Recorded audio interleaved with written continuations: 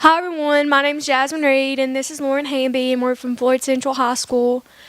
A little bit of background about our school is we're new. We just consolidated about a year and a half ago. Um, the two schools that consolidated, they were rival high schools, like we had a huge rival. And so at the beginning it was really hard. Not just the students were having a hard time with it, but the communities. I know around my hometown, we don't really have a lot to do, and so high school is a really big part of everyone's community, like the sports and all the other extracurricular activities. So not just the students were having a hard time with the consolidation, but the community as well.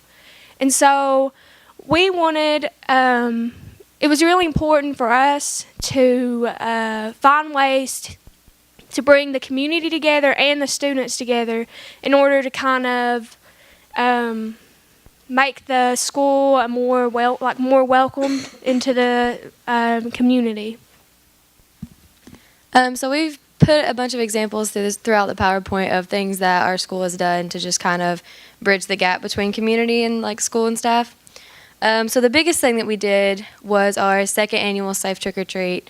And basically every Halloween we get like tons and tons of businesses from the community. Like I know of over 100 that come and they'll set up at our football field because we have this huge parking lot. And they'll come up there, they'll give out business cards, candy. We even had like food vendors that came and provided free food, free popcorn. And it gives a safe place for the kids in the community to come and trick-or-treat so that they're not just trick-or-treating in their community, they're also trick-or-treating with people from the other community. This year I think we had over 1,000 kids come throughout the night that came and run through. So our JROTC helps with that, our Beta Club helps with that. Every program through our school has a booth set up, and then like I said, over 100 businesses in the community.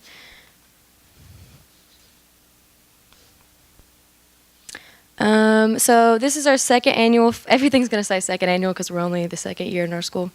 But this is the second annual drama production. Basically, our drama club is amazing, and rather than just put on plays for the school, they'll do 2 plays where the whole school watches, and then they'll do a play one night that's free to the community. So anybody in the community can come and watch the play.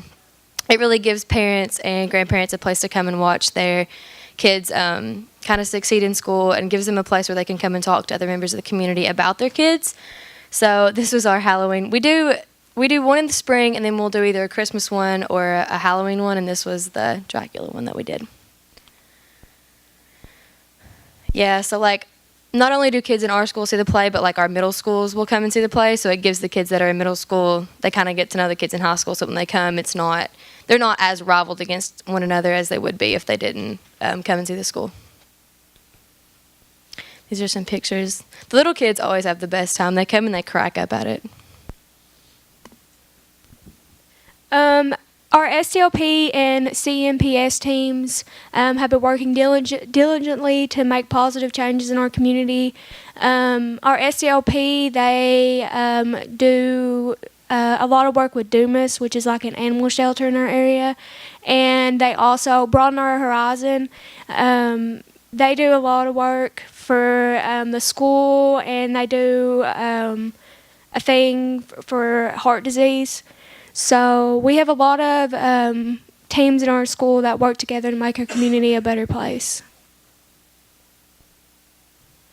Professor Joe Curd spent time with FCHS juniors and seniors discussing their future careers and the opportunities in the field of engineering. We have a lot of people that come in that talk about different career options, especially to our seniors, and it really gets our community involved and allows us to see what jobs are available at home, because nowadays if you want a good job, most people tell you have to move away, but sometimes you don't realize what careers are right where you live. So I have a class called Biomedical, and basically you can take it all 4 years of high school. It's a way that you can earn like a degree through biomedical when you graduate if you take it all 4 years. And that class recently went to the state capitol and proposed solutions to different medical issues. So like every year the senior class will pick a medical topic. I think last year it was certain birth defects, and they do tons and tons of research. They make a poster, they go to the state capitol, they present it. And so that's just another way that like people in the community will come, like health professors and doctors and things like that will come and help them work on that.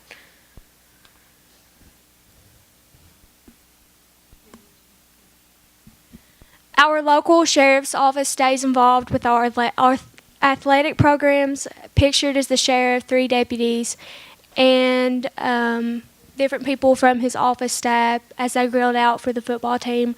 We actually, every school in Floyd County has an on-duty cop. We have one at our school. His name's Landon, and he's like a really big part of our family. And I think that's really great because, once again, it's getting the community involved, and it allows families to feel safer in this big new school, and especially with recent events and things. So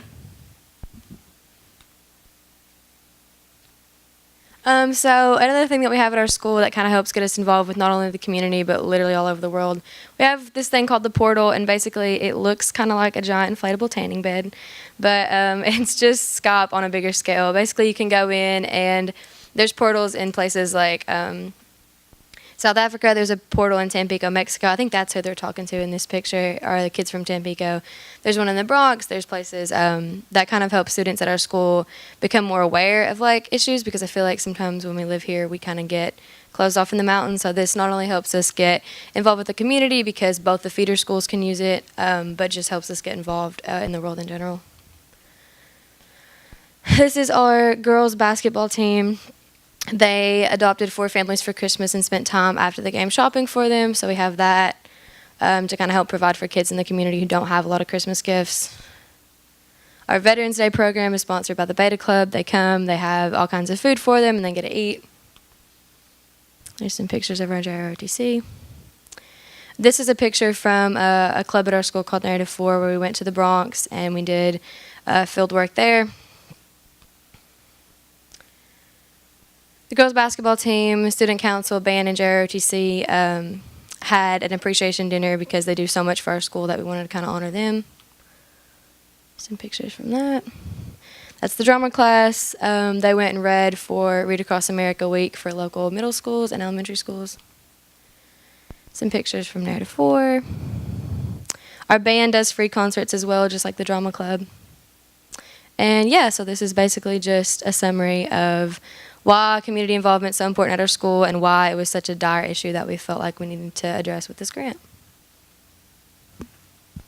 Any questions?